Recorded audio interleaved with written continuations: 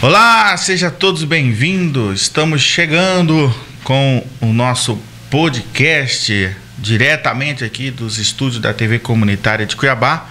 Agradecendo já pelo espaço, nosso grande amigo Dalmir Ferreira, grande produtor aqui da nossa TV Comunitária. E hoje nós temos a honra, o prazer e a alegria de estar recebendo um grande homem de Deus, um palestrante, especialista na área da família, evangelista Nísio Andrade, que serve a Deus na Assembleia de Deus, ali de São João dos Lázaros, bairro aqui de Cuiabá, que trabalha com famílias há alguns anos e tem uma vasta experiência na questão de crises, de situações complicadas, dentro do seio da família cristã. E hoje nós vamos ter um aconselhamento, um aprendizado de forma grandiosa com o evangelista Nísio Andrade. Já quero desejar um bem-vindo à paz do Senhor, evangelista Nísio. A paz do Senhor, para mim é um motivo de alegria, né? Por esse momento único aqui, ímpar também. É um privilégio muito grande poder estar aqui participando desse trabalho, que é um trabalho que as pessoas têm a necessidade, né? E nós cristãos, sabemos que a solução para os problemas de muitos casais estão em ter um encontro com Deus, ter um encontro com a palavra. É a solução para tudo, né? É o caminho, a verdade e a vida. E quando nós colocamos Deus na nossa vida, as coisas fluem melhor. Tem uma frase muito interessante que diz assim: nada vai bem quando eu não estou bem com Deus. E é isso mesmo. É, maravilha. Manis, hoje nós vamos falar aí sobre família, né? Inclusive, nós das Assembleias de Deus em todo o Brasil estamos estudando durante os próximos meses, né? Todos os domingos pela manhã, matérias sobre família. Queremos convidar você que não participa. Todos os domingos pela manhã temos uma escola interessante que o tema é sobre família. Eu quero começar, reverendo, falando aqui de um assunto que está no site Mundo Cristão, né? A capa da matéria diz: o aumento de divórcio no Brasil também atinge evangélicos, né? E aqui quero fazer a menção aqui de alguma coisa que fala pra gente já começar a ter aí do senhor aí as informações e orientações da parte de Deus, é claro, né? O número de divórcios no Brasil tem crescido de forma assustadora. E o que mais preocupa é que esse fato está tornando cada vez mais comum entre os cristãos evangélicos. Aqui temos uma estatística. Para se ter uma ideia, quando se pega um recorte praticamente de 20 anos, de 1997 a 2007, a alta foi de 200%. É muita coisa. Diante, né, dessa pesquisa aqui, que finaliza em 2007, né, a gente tem aí um aumento muito grande de divórcio. Expressivo. Diante da experiência que o senhor tem, o que está acontecendo com a família cristã, reverendo? Uma das coisas que eu coloco como sendo fundamental para isso estar acontecendo é a banalização dos votos, né? Que a pessoa tem ali, promete obedecer, né? Amar, aliás, amar na saúde, na doença. Então aquele voto, aquela aliança, você vê que a aliança, quando é feita, principalmente por nós cristãos, e as pessoas também, eles casam na igreja, sabe que é uma cerimônia, um cerimonial que faz parte dos sonhos dos adolescentes, né? Casar, vestido de branco, véu, grinalda. Então aí você vê que as pessoas não estão levando mais a sério aquela aliança, aquele voto de casamento. E aí começou então a banalização. E isso aliado também ao que a mídia está fazendo, distorcendo os valores, acabando com os princípios dentro da pessoa, relativizando o casamento e fazendo com que as pessoas sigam os exemplos dos astros, né? De filmes. Tem atores, por exemplo, e atrizes que casou 14 vezes, 16 vezes e acha isso tudo normal. Quer dizer, nós temos no mundo dois tipos de pessoas: as que são influenciadas e as que influenciam. Então, cerca de 15 a 10%, 10 a 15% são influenciadoras. E na mídia, novelas, filmes, essa questão de entretenimento, eles têm o poder de influenciar as pessoas, e a maioria está fazendo isso. Está relativizando as coisas de Deus, não estão levando mais a sério, estão banalizando. O senhor acha que antigamente havia uma preocupação maior entre a questão do casamento? Por exemplo, quando um homem, um cristão, a gente fala para o nosso público, né, público evangélico, quando um homem de Deus, um jovem, ele iria assumir esse tema para a vida dele, existia uma preocupação, existia um cuidado com quem eu vou me casar, eu tenho que acertar, porque, igual o senhor falou, na frente do altar, muita gente não leva muito a sério aquilo, mas ali você está diante de Deus, prometendo para Deus e prometendo para algumas testemunhas, né? Testemunhas, é algo Pai do Filho e Espírito muito Santo, sério, né? Então, esse aumento exponencial, né? Grande mesmo. Dentro do contexto da família cristã, é por esse descuido, irmão Anísio? Boa parte é isso. Você vê, nós estudamos semana passada a questão de partidarismo, né, no meio da família. Filhos prediletos, né? E ali nós falamos um pouco sobre Isaac e Rebeca. Você vê que Isaac, enquanto Eliezer, né, foi lá buscar a Rebeca, ela tinha que ser uma menina trabalhadora, né, foi lá, deu água para os camelos, deu água para ele também. Então, era para observar que a moça a ser escolhida para casar com Isaac deveria ser uma menina de dotes, de qualidades. Exato. Que era uma observação mesmo, né? E aí, ele também, a Bíblia diz, quando ela chegou com ele, com Eliezer, falou assim: quem é aquele moço lá? Aquele lá é o Isaac, né? E a Bíblia diz que ele tinha saído ao campo para orar, quer dizer, os jovens não estão orando mais. São duas características que se encontraram. A Rebeca, inclusive Rebeca virou um dito popular, né? Deus vai preparar sua Rebeca. Exatamente. Por causa dela, né? Então, uma característica de uma mulher trabalhadora ajuda e de um homem de oração. Um homem de oração. O homem que soube esperar e principalmente honrou o pai e a mãe. Antigamente os casamentos eram, digamos assim, arranjados, né? Mas ele honrou, ele não foi contra. Hoje em dia, eu costumo dizer para muitos jovens, alguns jovens nos estudos que a gente dá para eles, é muito interessante você atentar, porque a Bíblia diz que o 5º mandamento com promessa: honra teu pai e tua mãe, para que te vá bem e viva muito tempo sobre a terra. Quer dizer, honrar pai e mãe é você mantê-los em importância, né? Dar importância àquilo que eles estão ensinando para você, porque eles têm uma vasta experiência. Você vê, os jovens estão começando agora, os pais já andaram por aquele caminho que ele está começando agora.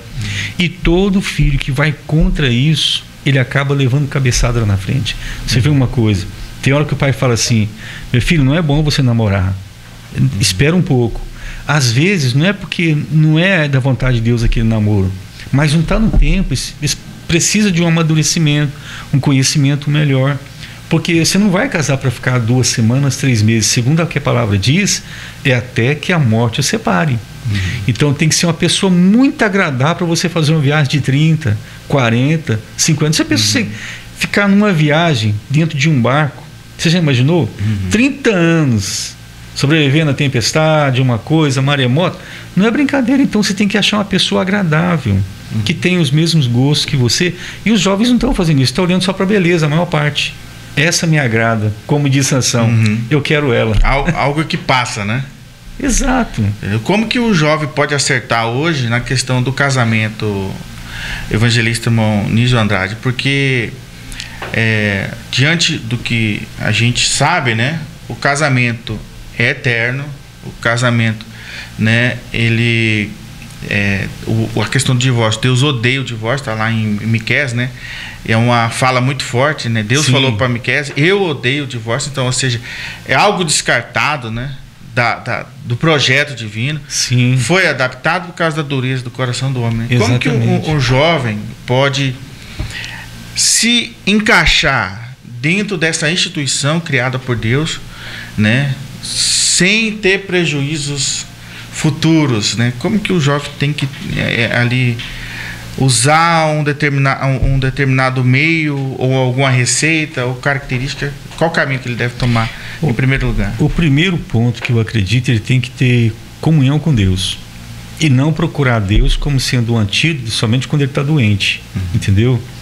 Ele não pode ficar fazendo por aí, fazendo test drive de jeito nenhum. Exatamente. Não é verdade? Namorando quem beija melhor, né? Quem gosta disso, gosta daquilo. Não, esperar em Deus. A juventude hoje em dia, eles não estão pensando no relacionamento a longo prazo. A maior parte não quer ficar sozinho.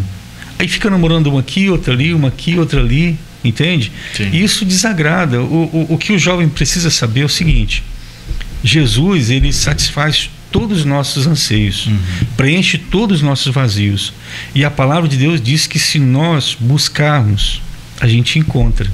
Então, se ele for obediente à palavra, pedir a Deus sinais, pra você ter uma ideia, eu pedi sinais para Deus quando eu fui casar com a minha esposa, né? Que é a minha primeira namorada, e eu primeiro namorado. Agora você imagina uma coisa: nós não tínhamos nada.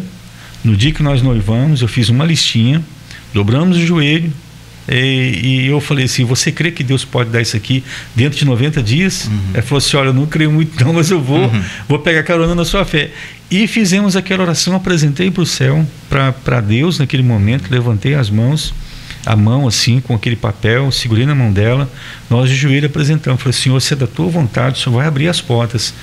E Deus abriu. Dentro de 30 dias, eu tinha tudo que estava naquela lista, até coisas a mais. Trabalhando com o Diário de Cuiabá, a Gazeta, representando, fazendo assinatura. Deus abriu 2 portas assim para mim que foi estupendo. E Deus mostrou para a gente também. Deus ainda fala, Deus ainda mostra. Mostrou um rio claro, límpido, cristalino, ela de um lado, eu de outro, branco, e uma árvore frutífera. E foi assim. Nós temos 3 filhos abençoados. Sim. Quanto tempo 3 de casado? Meninas, 31 anos, vai entrar dia 14 de 31 anos, hein? 31 anos de casado. Que benção. Tem gente que tem gente que acha incrível essa marca hoje em dia, né? Então, porque o que nós está tratando aqui, né? A questão do divórcio, a questão das crises, tem feito muito casamento descartável, né? E o mais interessante encontrou a pessoa, ore a Deus, seja observador, converse. Tente extrair dela o que ela gosta e o que ela não gosta. Porque às vezes você casa com uma menina que você gosta de cachorro e ela não gosta. Exatamente. Você gosta de sair e ela não gosta. Você tem uma queda para ficar na Assembleia de Deus e ela não. Ela gosta disso, ela gosta daquilo, ela não gosta de gente em casa, você já gosta. Então, para não ter um problema futuro, é bom você ter bastante comunicação antes. Comunicação manda muito, né? O diálogo. Manda muito. Então você tem que se conhecer, justamente aquela pessoa que vai fazer parte da sua vida. Exatamente. Uma vez eu estudei um livro... Um quer ter filho, o outro não quer.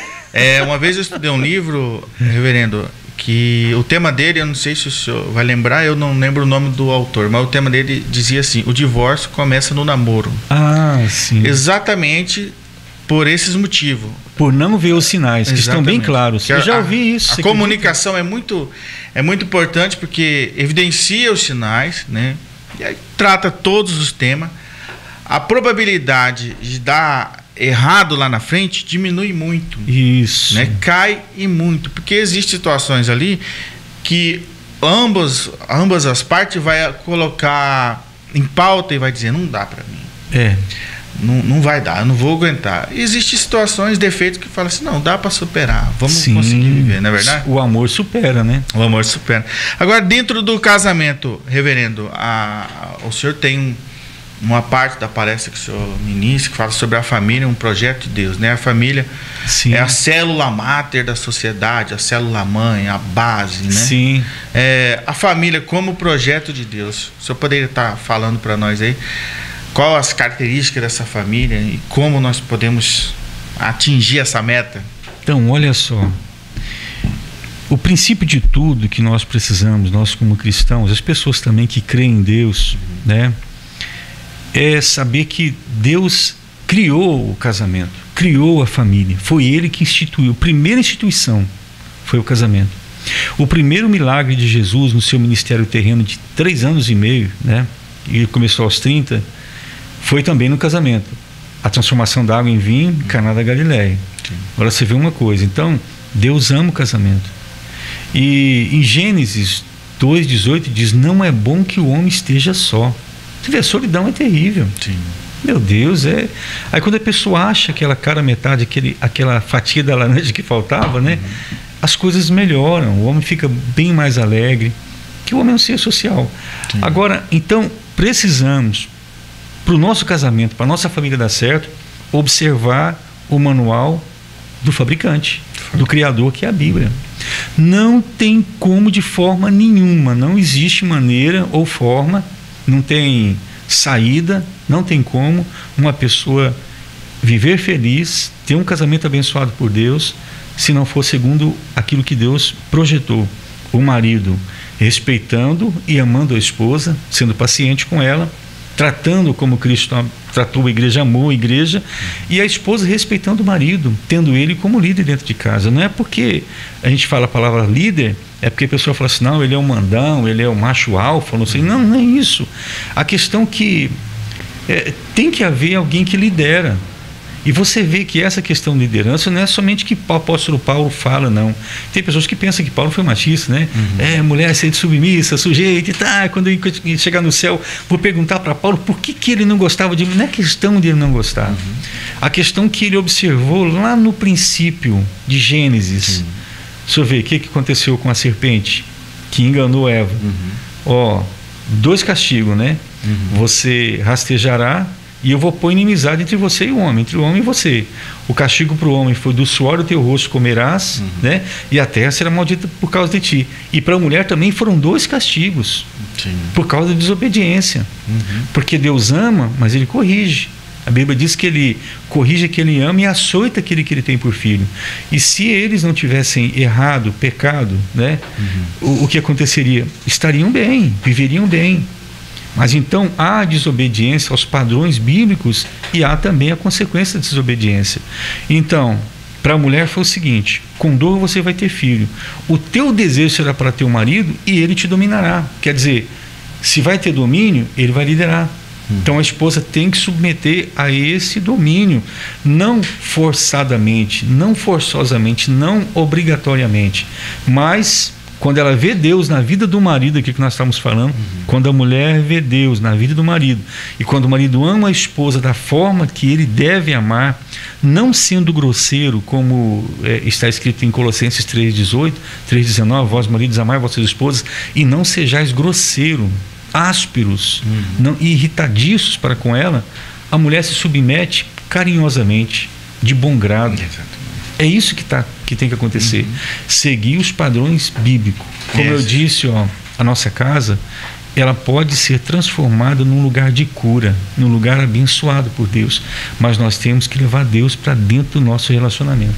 Deus é a chave, né? Deus é a chave. É a chave de tudo. É a chave de tudo. É igual o senhor disse, a questão do padrão, né? Do padrão bíblico, do papel do marido cristão, né? A gente está falando para um público evangélico, mas isso também atinge, né, pessoas que não são evangélicas, que quer ter uma família saudável, né?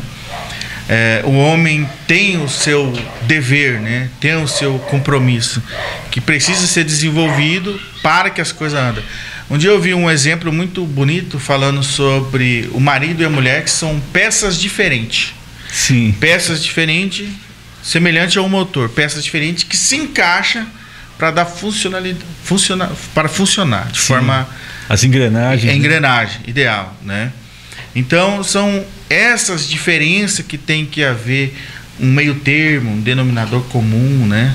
Às vezes o marido vai ceder em uma parte que ele, né, às vezes, por exemplo, na minha casa, eu não gosto de cachorro, de animais em casa, eu não suporto, mas minha esposa gosta, meu filho gosta. Lá em casa então, é o contrário. Eu abro mão, alguma coisa, lá em casa tem. Sim. Né? Porque isso é liderança. Exatamente. É o marido, né, abrir o diálogo, administrar os conflitos, né? Isso. E edificar esse projeto divino, né? Glorificar a Deus através da nossa família, assim como de Josué, né? Exatamente. Você viu uma coisa que é interessante. Para a mulher respeitar o marido, tem que ela ter primeiro uma coisa, um sentimento. É o sentimento da admiração. A mulher admirou o marido, você pode reparar, ela está pronta para defender o marido. Ela está pronta para passar por problemas, por dificuldades, por até por tempestades, conflitos, problema financeiro. Se ela admirar o marido, rapaz, ele está feito. Exato. Agora, o problema é quando ela não admira, quando ela vê ele fazendo o contrário daquilo que deveria fazer. Quando os filhos veem isso, ele perde o respeito. E aí é o que eu ouvi há pouco tempo. Você pode ver casamento sobreviver com pouco dinheiro, passando por dificuldade, crises e tantas coisas mais.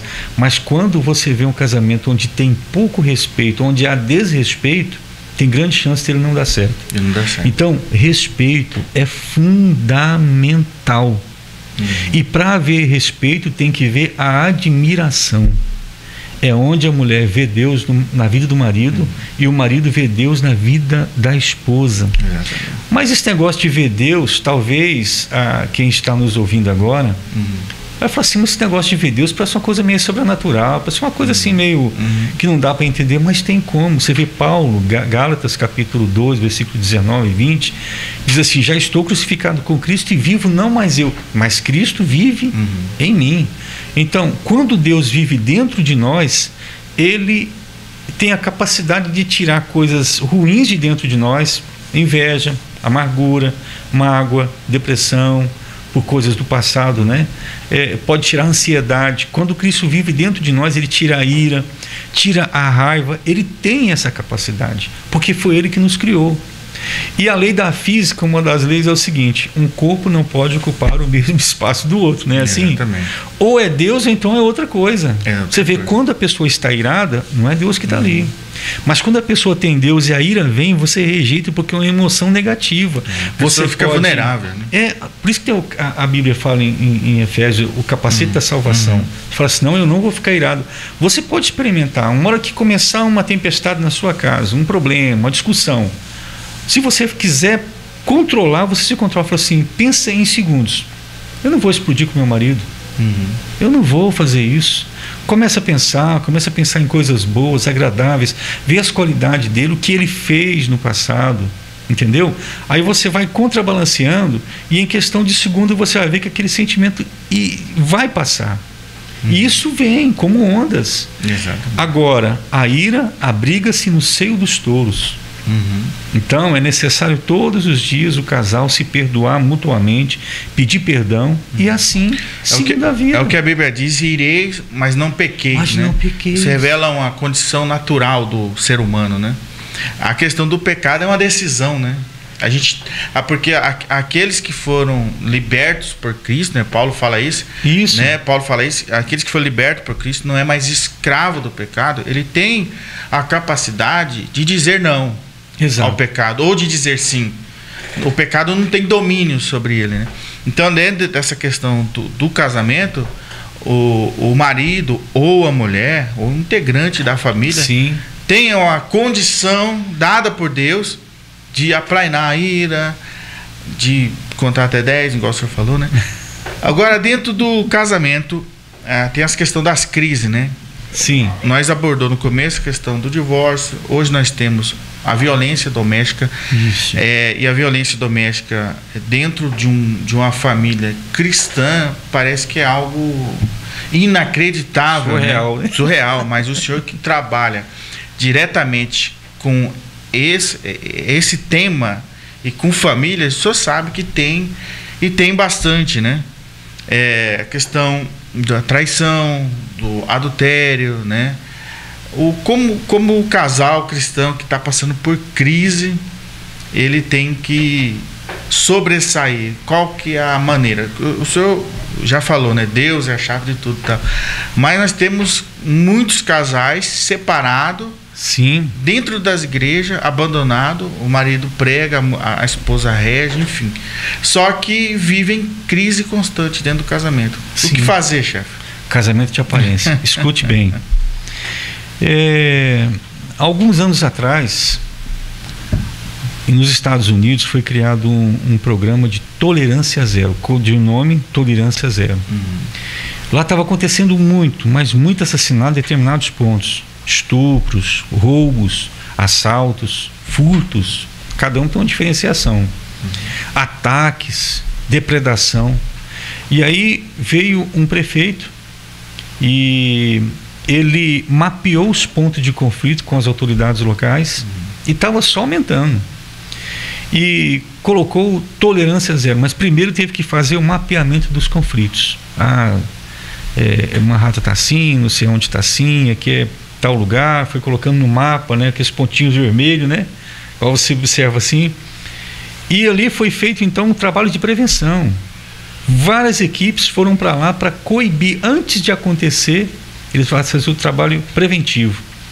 Então foi colocado dessa forma, e em menos de 6 meses caíram 61% os homicídios, 43% os assassinatos, os roubos, os furtos, e foi caindo vertiginosamente, e até hoje esse trabalho está sendo feito. O que nos mostra isso? Nós temos que, um casal, por exemplo, está passando por problema, tem que identificar qual é o ponto de conflito, mapear. Por exemplo, a maior parte é por causa de mágoa no coração. A mágoa no coração, ela traz um sentimento de raiva, de revolta, de indignação, de ira, e aquele sentimento, como é que o camarada teve capacidade de fazer isso comigo? E às vezes a pessoa perdoa de boca, às vezes ele perdoa o marido, perdoa a esposa, que não é somente um adultério, uma traição que fere o coração da mulher. Palavras ferem, a ingratidão fere, a falta de um diálogo, de amizade, de companheirismo. Isso tudo acaba refletindo na mulher, que é sentimento e emoções. Ela não casou com o marido para trazer arroz tio urbano, uma carne de vez em quando e uma coisa ou outra ali, comprar um sofá, uma panela de pressão, não. Ela casou para ter um amigo, um companheiro, aquele mesmo rapaz que ela conheceu, que ela queria que fosse duradouro, aquele jeito dele, quando aconteceu no namoro. E a maior parte dos homens mudam, e a maior parte das mulheres mudam. O que acontece então? Precisa mapear o ponto de conflito, por que está acontecendo as discussões, o porquê que está acontecendo. Geralmente, os maiores pontos de conflito: intromissões familiares, papai e mamãe mete a colher toda hora e o filho não fala nada, não é verdade? Sim. Segundo ponto, desequilíbrio financeiro.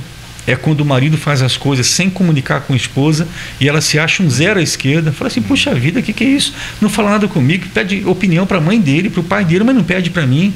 Isso é ruim. Terceiro ponto, educação dos filhos, também um ponto de conflito terrível. E eu sempre digo, quando você vai corrigir seu filho, o outro tem que ficar quietinho, o marido tem que ficar quieto. E quando o marido for corrigir o filho, a esposa também tem que deixar, para não tirar a autoridade. Se tiver de reclamar, reclama depois, mas não na frente dos filhos. E o quarto também é falta de comunicação. As pessoas só se comunicam quando tem necessidade. E não pode ser assim. Precisam ser amigos. E a questão, que é a quinta, que é a falta de entendimento na vida íntima, que precisa ser visto isso. Que é uma necessidade dos dois. Então, mas o senhor disse aí uma série de situações que gera, né? Gera conflitos. E uma das questões que o senhor colocou, a falta de perdão, né? Nossa. Entra naquele texto bíblico que diz assim: não deixe o sol se pôr sobre a sua ira, né? Sim. A falta de capacidade de quebrar o orgulho diário, né? Que às vezes o senhor erra até de forma involuntária com a esposa. Isso.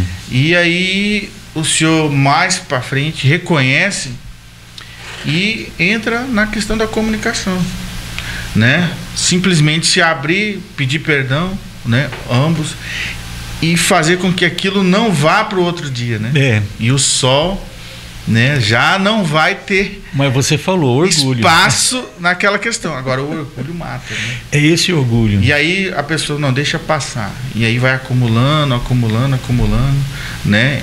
E o que acontece? Na minha visão, tudo por causa da primazia, do começo, do início. Nós temos ali no início, né, o começo do diálogo. Então, se não há um diálogo no namoro, olha, em questão de finança, o que você pretende? Vamos trabalhar. E a mulher quer sentir segurança, você sabia? E o homem, às vezes, a maior parte deles, quando é acuado pela mulher, ele se retrai e fica no seu silêncio.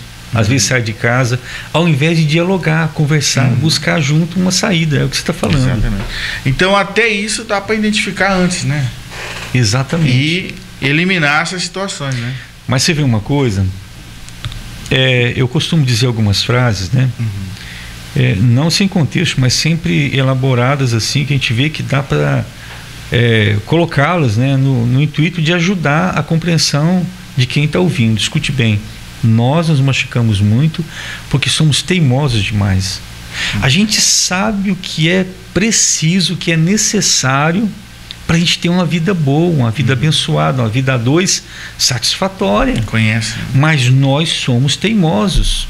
O orgulho impede a gente de pedir perdão, e isso faz com que o coração da esposa ou do homem vá endurecendo dia após dia, você entendeu? E quando a gente se nega a pedir perdão para alguém ou perdoar alguém, a nossa comunhão com Deus, bau, acabou. Não, mas pera aí, irmão, onde é que está escrito isso? Marcos capítulo 11, versículo 25 e 26.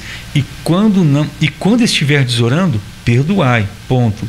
Porque se não perdoardes aos homens ou às mulheres as vossas ofensas, vosso Pai Celestial também não vos perdoará as vossas ofensas. Oração do Pai Nosso. Perdoa as nossas ofensas, assim como nós perdoamos a quem nos tem ofendido. Provérbios 28, 9. Isso aqui você pode procurar na sua Bíblia depois. Aquele que desvia os ouvidos de ouvir a minha lei ou os meus mandamentos, até a sua oração para Deus é abominável. Quer dizer, quando você não perdoa, quando você deixa as pessoas, por exemplo, assim, magoada, entristecida para lá, e não vai pedir perdão para aquela pessoa, Deus vê aquilo com maus olhos. Deus olha para aquilo e fala assim: eu não quero isso para ela não. E aí depois vem a colheita. Por que tem muitos casamentos hoje que estão já na bancarrota? Mulheres não querem mais saber dos maridos, estão querendo sair fora, porque cansaram de esperar uma mudança que nunca aconteceu. Não, eu vou mudar, e o camarada nunca pede perdão, o camarada nunca ajuda em casa, o camarada nunca está ali para conversar com ela, só a hora que tem interesse em alguma coisa, faz as coisas, não comunica com ela, entendeu? É individualista, é meu carro, é minha casa, qualquer coisa joga na cara, e coloca a esposa como sendo uma serviçal, e não é isso. A Bíblia diz que o homem deve deixar pai e mãe, se unir, se agarrar à sua esposa e tornar-se uma só carne. Quer dizer, Deus mandou o homem, não mandou a mulher, porque o homem é mais difícil de demonstrar seus sentimentos. Exatamente. E o papel do homem no casamento é descrito por Paulo, né? Sim. Amar vossas esposas como Cristo amou a igreja, né? E Paulo escreveu também a Timóteo que aquele que não cuida dos seus, principalmente da sua família, é pior do que o incrédulo. Sim. E já negou a fé. Sim, mesmo. Né? E o papel da mulher cristã é simples, né? É auxiliadora, auxiliar, adjuntora, né? Não fazer mal para o marido. Exatamente. Então, por exemplo, chefe, eu vejo assim, você tem uma mulher em casa que ela é especialista em finanças. Sim. Um exemplo. Ela economiza muito bem, com ela as coisas andam melhor. Sabe gerir bem. Exatamente. Né? E aí o marido é a voz, o marido não tem tanta habilidade, gasta com facilidade. Não tem problema nenhum em o marido reconhecer essa qualidade na esposa e fazer com que a esposa gere o dinheiro da família. Sim. O que ele não pode é entregar essa função para a esposa, mas dela auxiliar e fazer com que todos cresçam é excelente. Isso, trabalhar em conjunto, é uma empresa.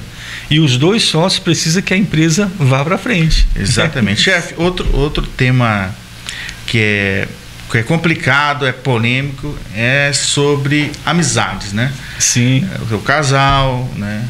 Com filhos ou sem filho, enfim, né?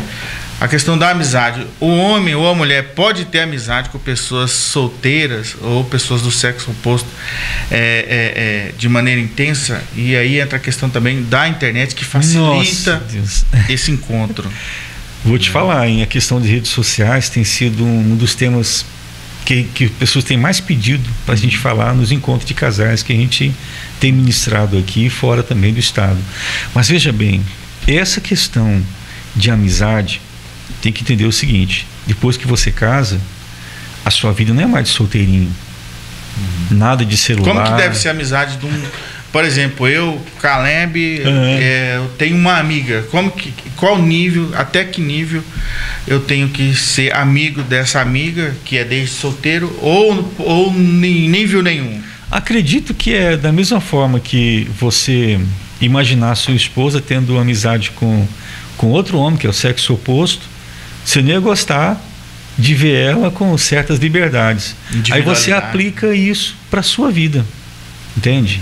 E evitar também os falatórios, infelizmente, né? Tem pessoa, por exemplo, que não vê nenhum problema em dar carona para uma mulher sentada na frente ali. Não que ela vá acontecer alguma coisa, mas a Bíblia diz, ela ensina bem, não deis lugar. Não é verdade? Então, se não tem condição de você chamar outra pessoa para sentar, ou evitar que senta atrás alguma coisinha, mas evite. No caso de extrema necessidade. De extrema necessidade, no caso. E a questão até nas redes sociais. Não estou falando uma coisa de bicho de sete cabeças, é coisa que acontece mesmo. Redes sociais, a gente tem várias amizades, e vai para o Messenger, vem o Instagram, e vem outras coisas mais. Você vê, tem mulheres, por exemplo, que se mostram, que querem, através do seu vestuário ali, né? Seduzir. Você vê uma amizade dessa, por exemplo, você não vai querer de forma nenhuma, porque o marido que tem bom senso e vive em sinceridade, né, que tem temor de Deus, ele não vai negar para sua esposa: deixa eu ver seu celular aqui, sua rede social. Não, tranquilo, está aqui e vê.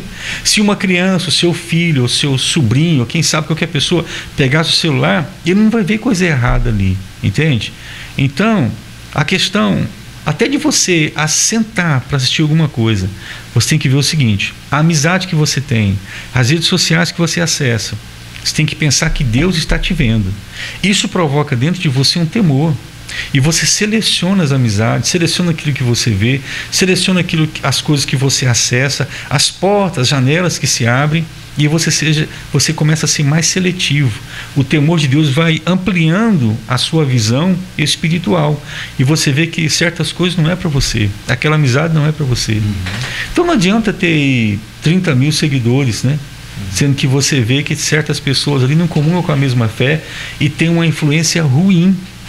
Você entendeu? Exatamente. Então quando o senhor fala o temor do Senhor, eu lembro daquele texto que diz que o temor do Senhor é o princípio da sabedoria, né? Então, em tudo que a gente vai fazer na vida, em qualquer área, se a gente pensa assim: eu preciso exaltar a Deus nessa questão, eu preciso glorificar a Deus nessa amizade, então você vai limitar muita coisa, né?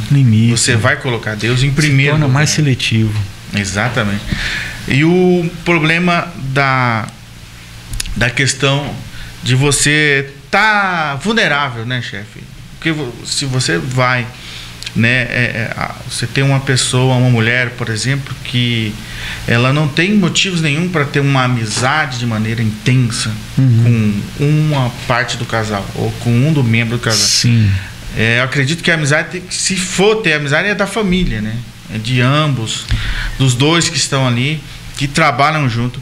Porque, você fala assim, é pecado ser amigo? Não é pecado. Não. Mas um abismo pode chamar outro abismo, né? De repente, necessidades pode ser compartilhada, situações pode ser compartilhada, emoções podem começar a nascer de maneira involuntária, e aí a pessoa pode tomar um rumo de destruição, né? Caleb, agora escute bem.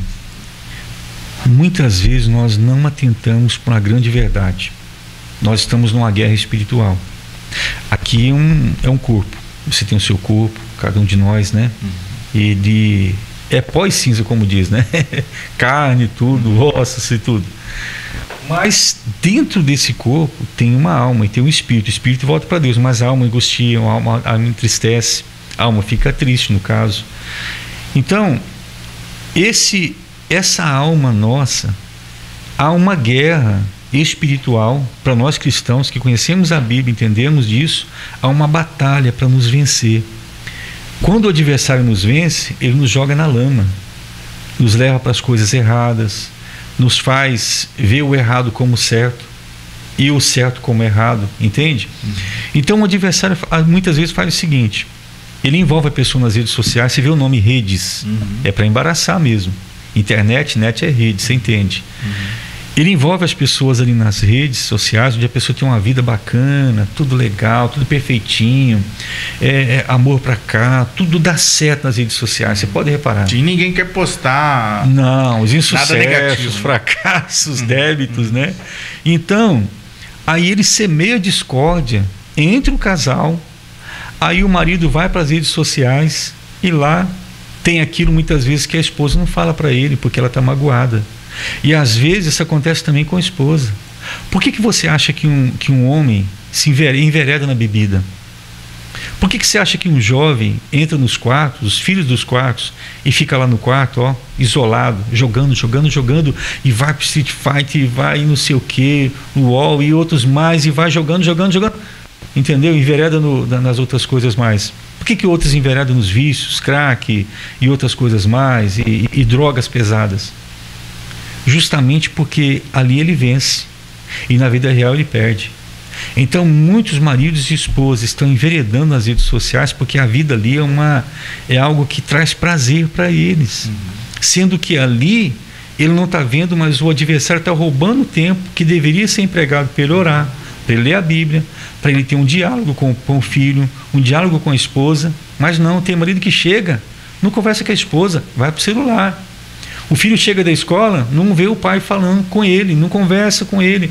Então, criou-se uma família isolada debaixo do mesmo teto. E isso é preocupante, porque além do diabo ser ladrão, ele é enganador, ele está enganando muita gente. Você entende? Família, lar, é quase a mesma coisa. Lar vem do latim lare, que é o sentido sinônimo da palavra lareira. É um lugar onde tinha os lugares frios, as pessoas se aquentavam ali e a família toda ficava ali, um aquentando. Fala sobre calor humano. Lar é isso. Então, quando uma família não tem diálogo, não tem aquele comprometimento, não tem aquele amor voluntário, gostoso, aquela amizade, aquela brincadeira, o marido brincando com a esposa, alguma coisa está errada. E é o diabo, o adversário, nosso adversário, ele está ganhando terreno. Então, se você que está ouvindo aqui a gente essa noite tem esse tipo de problema no seu casamento, na sua família, eu convido você, sai das redes sociais, vem para a realidade. Você não casou com o celular, você casou com o seu marido e com a sua esposa. Tudo dentro do seu tempo, né? Tudo dentro do seu tempo. Se você quiser dedicar 20 minutos de manhã para ajustar, né, atualizar, fazer uma coisa, igual todo dia de manhã, depois de orar, me preparar, eu vou atualizar algumas coisas, ver se algum cliente mandou, né, alguma coisa para mim. E na hora do almoço, depois do almoço também, eu fico 20 minutinhos, depois à noite. O senhor é bem ativo nas redes sociais. Exato. O senhor utiliza a ferramenta para levar uma mensagem a um Sim, público. é um interesse. É ser um canal de bênção. E Deus quer isso para cada um de nós. Exatamente. Aquilo que é um canal de bênção pode servir de um canal de vitória para muita gente, não pode se tornar um atrapalho para a nossa família. E a minha família eu considero como laboratório. O que serve para mim eu falo para as pessoas. E Deus deu certo na minha vida.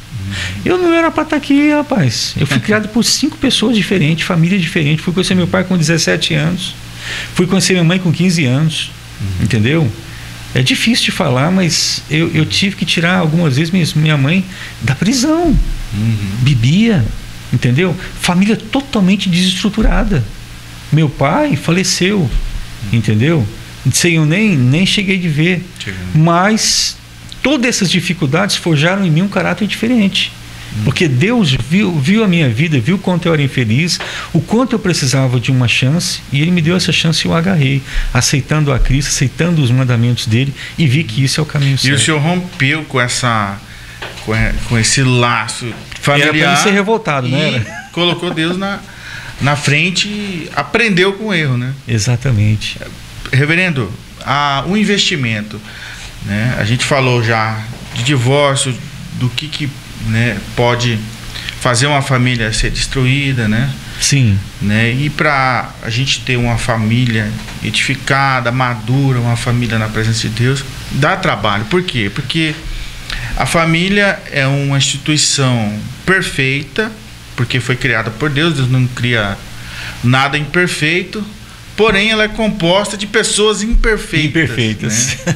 Então, como investir, né, em pessoas cheias de falhas, de defeitos, como investir no relacionamento conjugal, falando dos dois, da família, né, os filhos, né, porque os filhos também estão incluídos ali na questão da família. Como investir, como fazer com que a gente tenha um equilíbrio entre essas crises, certo, né? essas situações que vêm para atrapalhar a nossa vida. Investir, e fala sobre investimento. E quando a gente fala sobre investimento, uma das primeiras coisas que é salutar, é saudável, investir no tempo com a família. Tem que ter um tempo. É uma questão interessante. A maior parte dos maridos não gosta de sair para fazer compra com a esposa. Não gosta de conversar com a esposa. Então, investir nesse tempo, um tempo com qualidade. Você pode reparar que a gente tem paciência, tem aquela calma, tem tempo para ouvir as pessoas, para ajudar as pessoas, para fazer o favor para as pessoas, mas para os de casa a gente não tem essa paciência. Você pode reparar uma coisa: se algum filho, por exemplo, você está aqui comigo na minha casa, né, suponhamos, em cima da mesa, se você, que é meu convidado, derrubar alguma coisa ou cair alguma coisa, um prato no chão, sem querer, fala, não, deixa que eu mesmo limpo. Agora, se é um filho, a mãe berra, grita. Berra é uma expressão engraçada, né? Mas o mineiro fala assim, o pai já fala, o que você fez isso, rapaz, que é isso? Então não era para ser o contrário? Fazer bem, principalmente dos da sua família, aquele 1 Timóteo 5,8, e às vezes a gente esquece isso. Ame ao próximo como... Quem são os mais próximos de nós? Aqueles ali. A Bíblia diz que os filhos são herança do Senhor, então eu devo investir no meu relacionamento com os filhos. Eu devo investir no relacionamento com a minha esposa, sair com ela, andar com ela, passear com ela, entendeu? E passear algo de Deus, né? Sim. Deus passeava no virar da tarde, né? Eu vi uma frase uma frase nas redes sociais dizendo assim: o seu filho, ele não quer um presente, ele quer você presente. Muito legal, né? E a outra coisa que, só para complementar aqui, é a questão, por exemplo, tem pessoas que são ativas demais na igreja. Nada contra. Mas a esposa está pedindo para ele fazer uma coisa faz anos. Consertar uma pia, uma torneira, fazer uma coisa, fazer uma mudança, ajudar nela nisso, e ele não tem tempo. Então, isso eu ouvi há algum tempo atrás. Eu tenho repassado isso.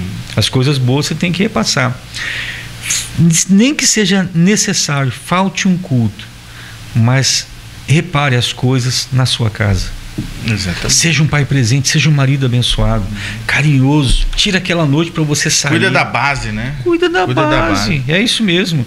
E ser diferente, entendeu? Nessa ser questão diferente. De tempo ainda, reverendo, só para deixar registrado, um determinado pregador, ele recebeu uma ligação de uma determinada igreja, e aí perguntaram para ele, né? Data X, o senhor está livre? Nós temos uma festa e data X, o senhor está livre para atender a gente? Qual data que é? Eu vou ver.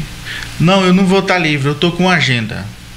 E aí a igreja agradeceu, tudo bem e tal. Depois o irmão que ligou para ele viu ele no shopping com a família. Ele falou, mas pregador, o senhor falou que o senhor tinha uma agenda. Ele falou, sim, eu tinha agenda com a minha família. Aí, que bonito, né? Então é interessante, porque às vezes as atividades são tantas que você, não, eu vou deixar para amanhã, e aí vai para a semana que vem, e às vezes não fica, principalmente na vida dos filhos, não fica esse registro, essa memória. E né? O tempo voa, viu? E o tempo vai embora. O tempo voa. Você tem uma coisa, por que os casamentos hoje estão passando por esses vendavais aí, e muitos estão enfraquecendo os relacionamentos, desgaste, porque o homem deixa de ser aquele jovem, aquele rapaz, aquele namorado, entendeu? Muitos casamentos terminam no altar, muitos namoros terminam no altar e começa o casamento, sendo que dali em diante que era para ser. Exatamente. O namoro continuar. Inverte os papéis, né? Você entende? É isso. E tempo, né? Você falou tempo. É muito interessante. E mais o que, chefe? Olha, o que eu digo para várias pessoas é da seguinte forma: Em 1 Coríntios capítulo 7 diz que o marido casado deve agradar a esposa. E a esposa casada, que é a mulher casada, né? A mulher casada deve agradar o marido. É um tentando agradar o outro. É só assim para viver bem. Nada de ficar jogando falhas, usando o erro dos outros para escudar seus erros, ou então fazendo como muitas mulheres fazem: eu vou mudar quando ele mudar comigo. Não, a Bíblia não ensina isso. A Bíblia ensina o seguinte: assim como, pois, quereis que os homens vos façam, fazei a eles. É a mesma lei de Isaac Newton, a lei da relatividade. Toda ação provoca uma reação. Você quer ser uma pessoa bem cuidado, cuide. Quer ser uma pessoa que o seu marido ou a sua esposa seja romântico com você, carinhosa com você, vai plantando isso. Não estou dizendo que da noite para o dia vai acontecer uma mudança. Não, porque quem vai acontecer uma mudança, quem vai fazer essa mudança é Deus. É Deus. Então, marido não muda a esposa, esposa não muda marido. Mas quando o marido vê mudança na esposa, ele quer conservar o casamento. Fala, vale a pena. Exatamente. E Deus tem condição de mudar. Exatamente. Uma das frases que eu mais gosto de falar é essa: faça da sua casa um lugar de cura. Exatamente, muito bom. A gente, né, já vai chegar aí nos momentos finais. Muito rico, né? Muito rico o que o senhor passa para nós. E deixar o senhor à vontade aí para o senhor fazer uma conclusão, né, sobre essa instituição chamada família, né, tão poderosa, tão abençoada por Deus, só que depende muito dos componentes que faz parte da família, né? É a questão de o marido deixar o pai e a mãe nesse aspecto financeiro, nesse aspecto emocional, né? É o marido assumir o seu papel, principalmente, né? Isso vale para toda a família, mas principalmente o marido cristão, né? Ele tem uma responsabilidade maior. Ele tem uma responsabilidade de deixar um exemplo para os filhos, de deixar um exemplo para o vizinho, enfim. Aonde a gente mora, a rua tem que saber, pô, ali mora uma família evangélica, né? Luz, né? E isso influencia muito, né? Isso pode ajudar muito ou atrapalhar, né? Exatamente. Ou atrapalhar. Eu penso da seguinte forma: se as pessoas soubessem o quanto Deus quer que elas sejam pessoas boas, diferentes, as pessoas se voltariam para Deus, com certeza.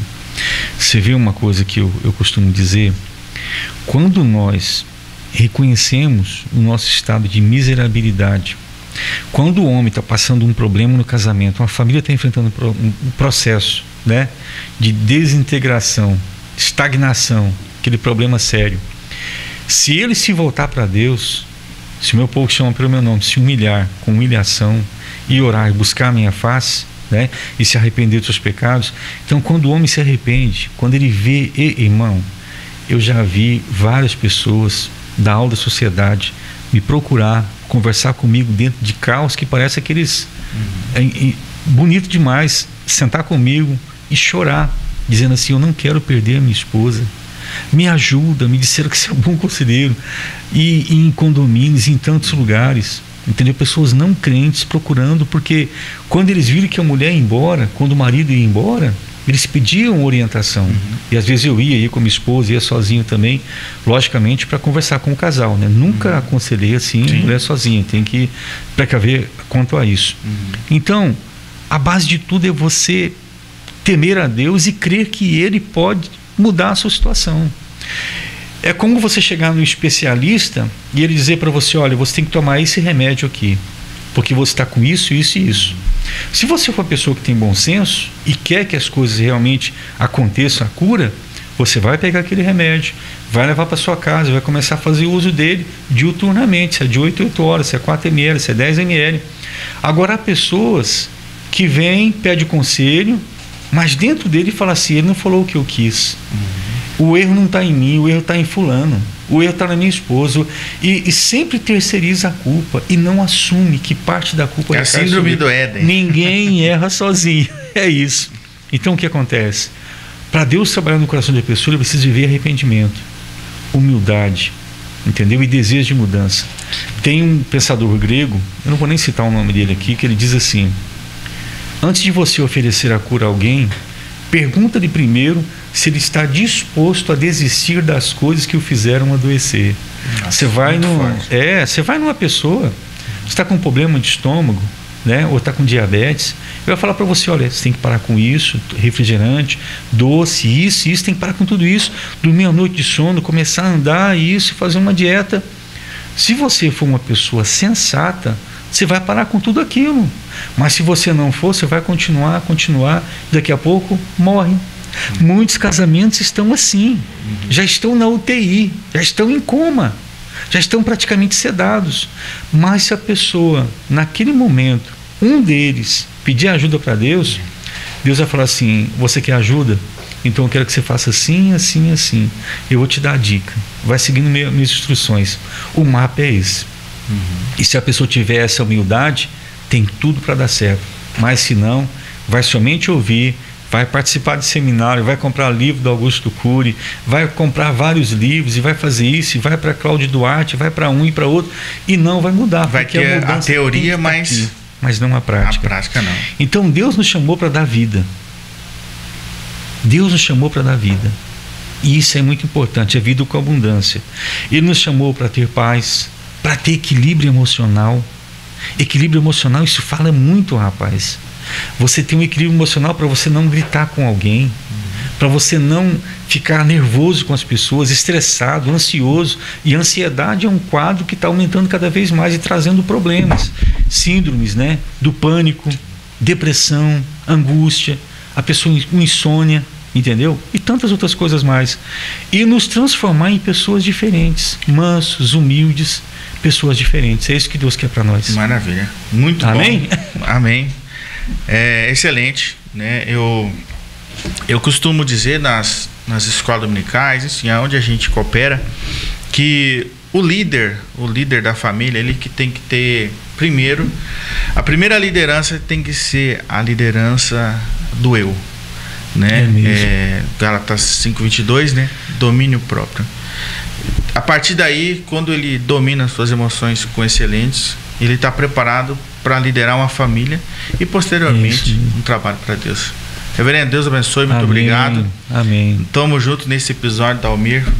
Tamo junto. Eu que tenho que agradecer, viu? Maravilha. Muito obrigado mesmo. Certo. E vamos marcar outra, porque o assunto é vasto. Certo? A galera que está nos acompanhando nas redes sociais, dá o seu like, compartilha na nossa programação no YouTube, ok? Para você que está juntamente com a gente, certo? Acompanhe nós aí, TV Comunitária de Cuiabá. Obrigado.